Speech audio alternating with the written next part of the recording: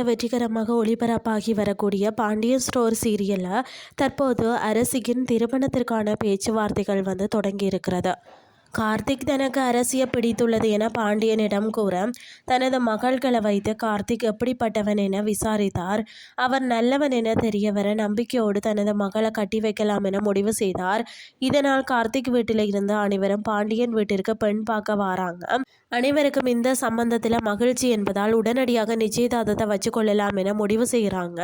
இந்த நிலையில் மாப்பிள்ளை வீட்டாரை வழியில் சந்தித்து அரசிக்கும் தனக்கும் ஏற்கனவே திருமணமாகிவிட்டது என சொல்ல, அவர்கள் உடனடியாக பாண்டியன் வீட்டிற்கு வந்து இந்த சம்பந்தம் வேண்டாம் என கூறிவிட்டு செல்றாங்க. அரசி அழுது கொண்டே தனது ரூமுக்குள்ள வந்து செல்ல, கடும் கோபமடைந்த சரவணன் குமாரவேலிடம் சண்டைக்கு செல்கிறார். இனி அடுத்து என்ன நடக்க போகிறது அப்படின்னு சொல்லி பொறுத்திருந்து பார்க்கலாம்.